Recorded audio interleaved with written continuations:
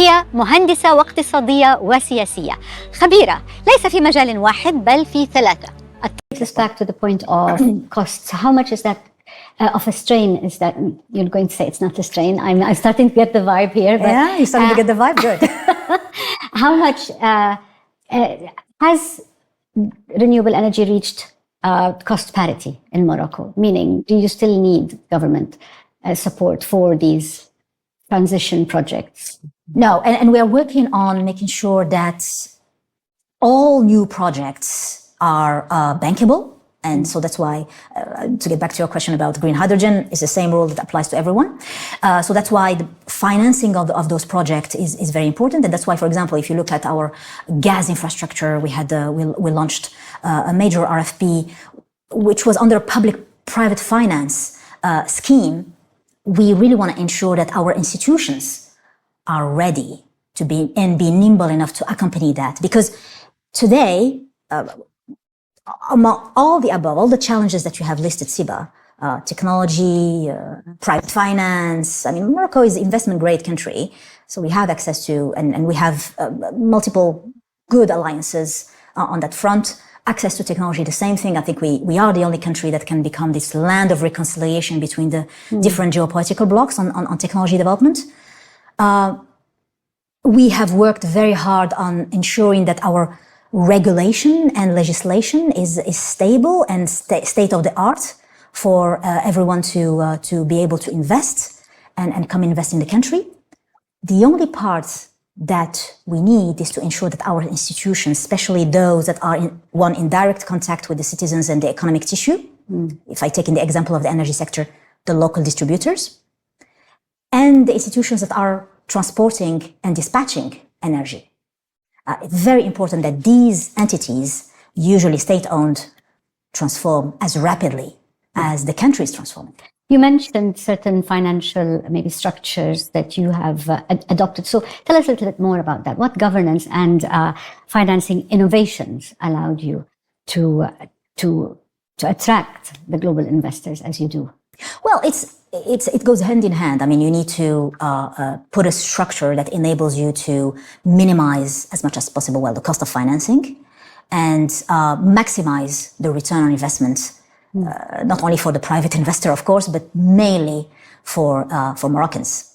So for us, it's very important that and that gives you the spirit also of the green hydrogen offer and a few other endeavors that we are having in the energy sector, is we do that all the time, hand in hand. It's a lot of circularity in that process to ensure that we maintain that there's a proper sharing of risk between the state and the investors, regardless of the type of investors or pockets of capital that we will be looking at, including patient capital. We have a number of sovereign wealth funds, including our own sovereign wealth fund that is very interested in investing in energy and digital infrastructure. So we are working with them hand in hand to ensure that we are sharing that risk properly.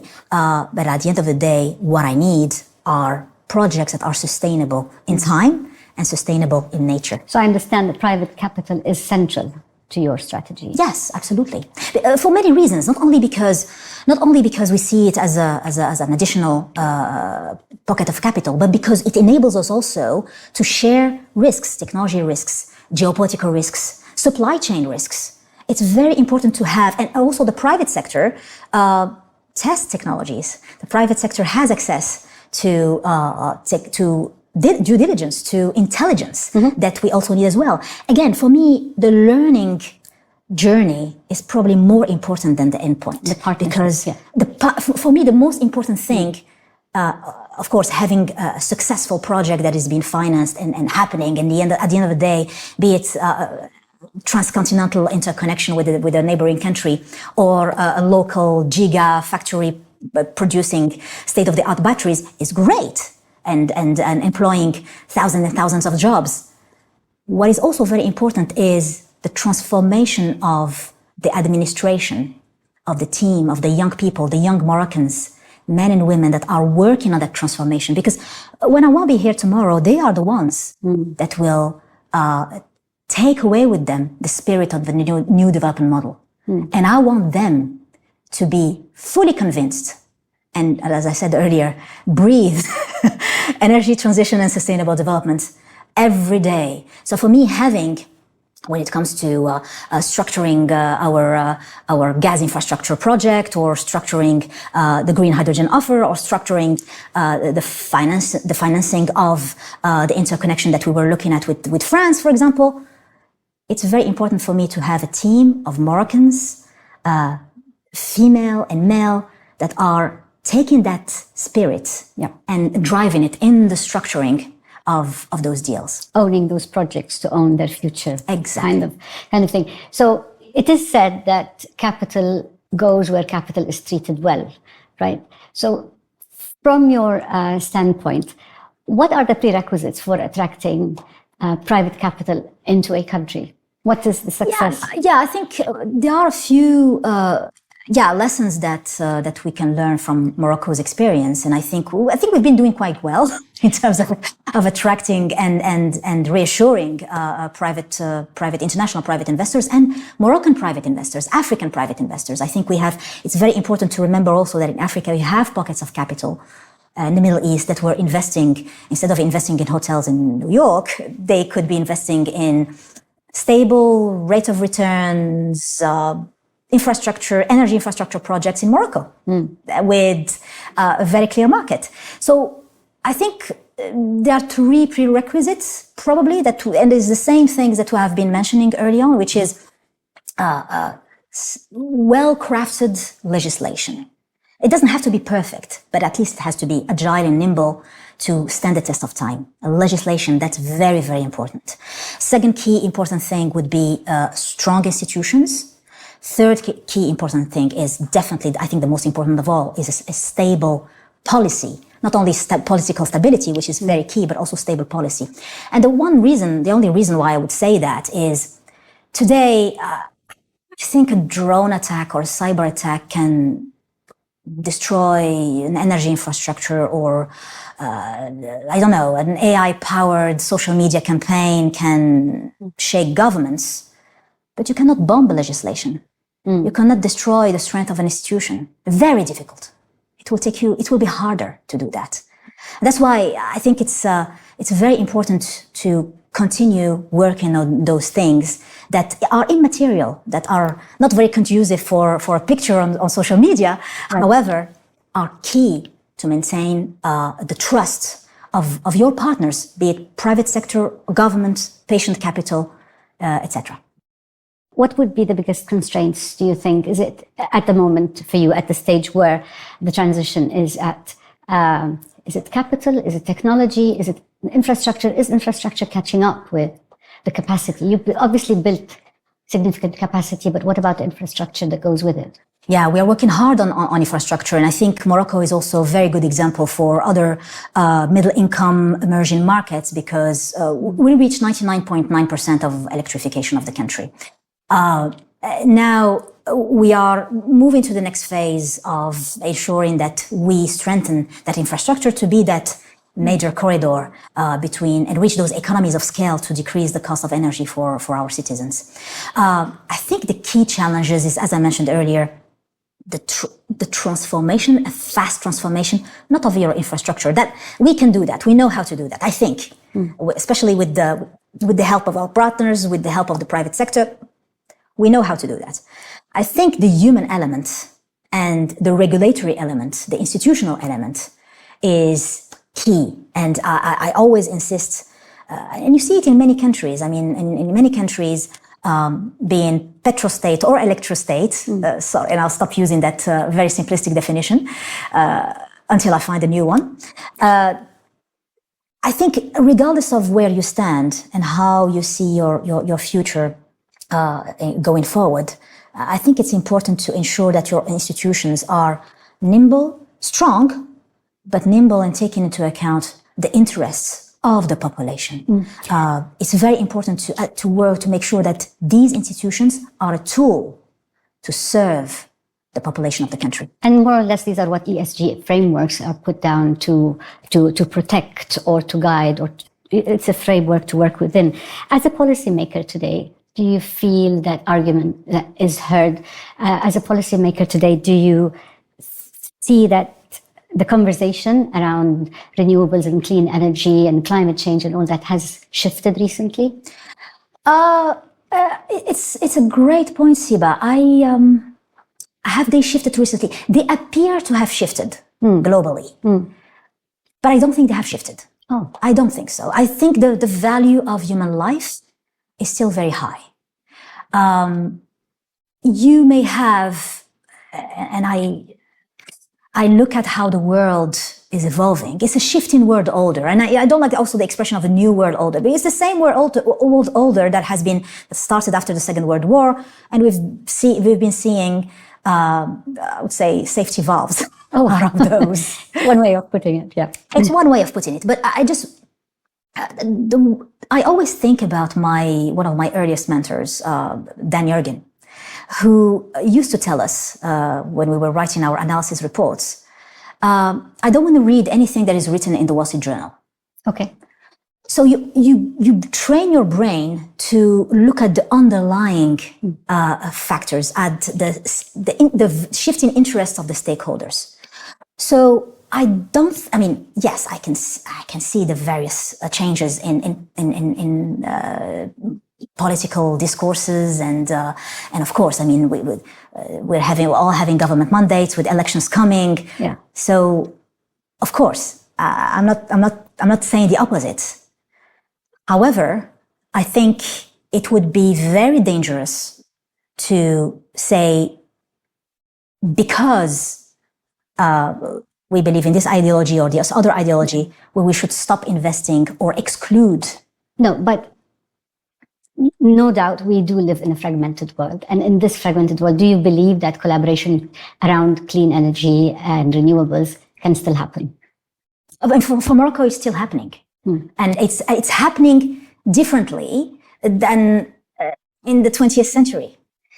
We have, for us, regardless of how things evolve, the stability, and that's why the third key pillar of our energy strategy is regional integration, remember. It was not a coincidence. It's because for us, nurturing alliances, nurturing partnerships in two key areas that are tremendous, technology and finance, right, is key. So when I said Morocco becoming this land reconciliation between the major geopolitical blocs, investing in the R&D space, in batteries and storage and artificial intelligence, in electricity, connectivity, etc., it's not poetry.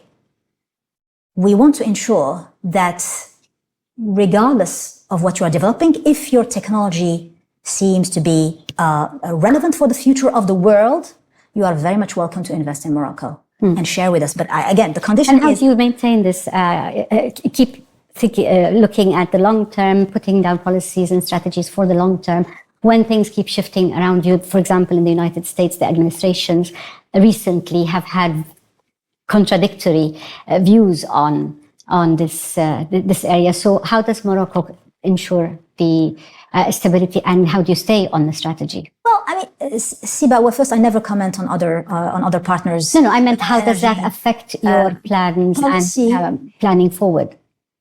It doesn't.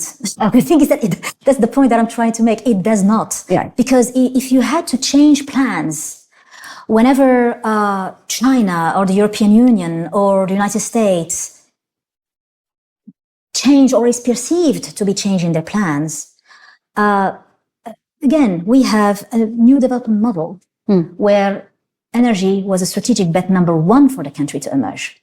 So let me ask you a question, a personal question. I think take this personally. Yeah. You work in a very in an environment that's shaped by uncertainty, a lot of uncertain elements to surround you in your environment. How do you stay grounded when things are shifting so quickly? Well, you stay grounded by remembering that you are working, whether you are in energy or defense, security, you have to live with uncertainty and shift. Otherwise, change jobs, change sectors. Right. Go to another sector where there's less volatility and less shifting technologies. And did you know that before you took office, or is this a revelation having come into the job? What did you underestimate most about working in government? What I underestimated most is actually the introduction of my PhD, and I should have known better, is the difficulty to change institutions. That's the resistance of institutions. I mean, you can have all the most beautiful strategies that you can think of on paper or on PowerPoint slides, or whatever. You can change laws, but if you don't spend the time needed to change the institutions, government or private sector. I'm not saying that the private sector is nimble, and federations, lobbies, and you find that everywhere, not only in Morocco, not only in Africa, in the United States, in Brussels, in Asia. You find that everywhere. I think I probably have underestimated because we were so consultative in our approach for the new development model. We heard Moroccans, we heard political parties, we heard from every part of Morocco, and even Moroccans abroad. I think that was one key challenge that I underestimated. So engineer, economist, and now government minister, when you're making a tough decision, and what is a genuinely difficult decision, what does that look like for you? When you're making those decisions, which one shows up most? The engineer, the economist, or the government official? Oh, wow. Well, for Siba, I would love it if I had an easy decision to make. So all the decisions. Don't feel. Yeah, well, I'm afraid that it always comes in trade-offs. You always have to make trade-offs between different, interests, parties, the well-being of the citizens, job creation, jobs preservation. So, which part of my personality comes? I would say it's the mother. How interesting, the nurturer. I think it's the mother, because at the end of the day, and there's a book that I love, and I wanted to offer it to you because you're a woman as well. It's The Art of War for Women, Winning Without Conflict. Okay. If you win with a conflict and there's a winner and a loser, you haven't really won. And that's exactly the same spirit that Morocco is conducting to solve the longest conflict on the UN desk, which is the Sahara. And we were very happy with the vote of the UN Security Council at the end of October. We don't want to have in this endeavor winners and losers, and that permeates everything we do every day in making decisions and making sure that the country wins. So would you say you personally are a consensus builder, or are you happy to stand alone where needed? I think it's both. Sometimes on some issues, I'll definitely have to be a consensus builder on building an ESG framework, on deploying a sustainable development strategy or policy. Definitely have to be a consensus builder when the issues are universal. But I also have sometimes on some other issues where I know that the interest of the population is prominent. Yeah, I know that I'm guided by my values, and if I know that my values are right, and I'm doing the right thing, I will not listen to. I mean, I would listen. I would spend some time listening, but once I've had enough information to make a decision, I'll go along. So my next question was going to be, when do you hold your ground, or when do you compromise? But I think you've answered that for me. How has leadership changed you? Well, I think you are in constant change since you become an adult, and you are in positions of leadership, whether you are a politician or a housewife, regardless of what you do, because you are making decisions every day that impacts the well-being of your immediate family, or the artisanal miner in Rashidia, or the fishery in Dakhla. So I think it's a constant change, and I think. Are you calmer or less calm? Are you more patient or more impatient, taking on this big portfolio and this big leadership position? You're talking about the last 5 years. I don't know. I think you need to ask my team, because I feel that I'm more impatient with them. You are. and I'm more impatient with the ecosystem that help us in this transition, social and economic transition. So I think during the first few years in office, I was more consultative than pushy. But now, because we have put all the framework and all the ingredients needed to win this transition of the country, which is again an economic and social transition before being an energy or digital transition. So no excuse to transform. Do you feel your voice carries more clearly now more than earlier in your career?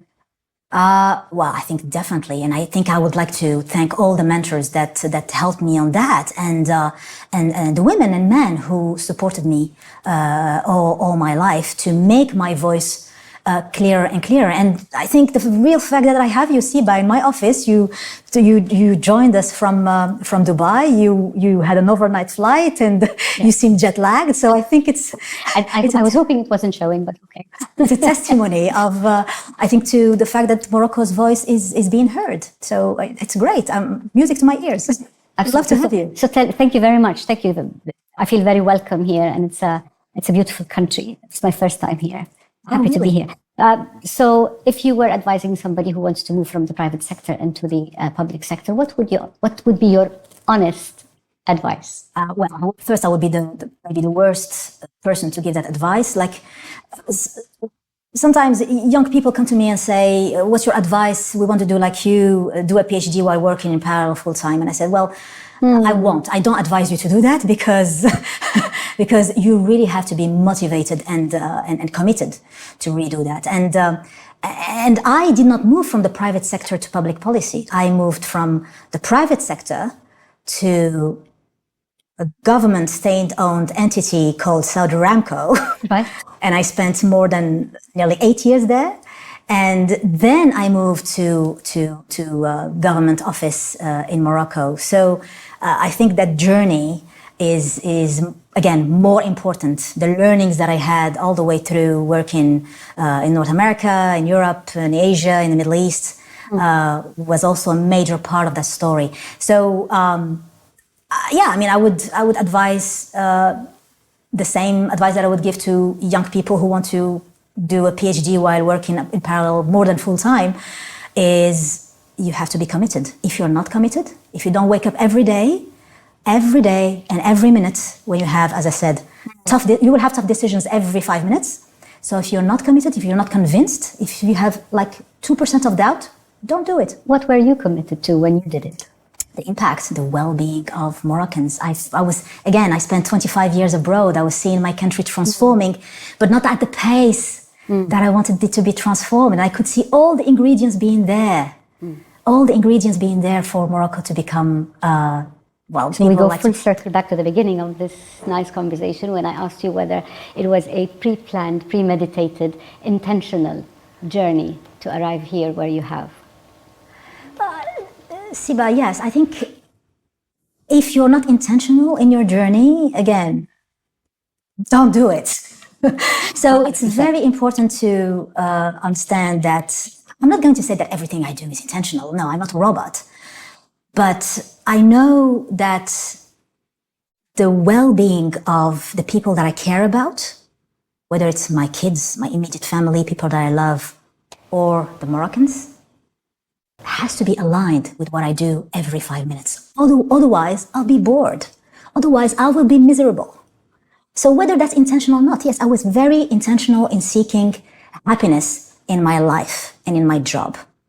Everything that I do has to have value. I wish you all the happiness. Thank you very much for your time. Thank you very much. Thank you. Thank you, Siba.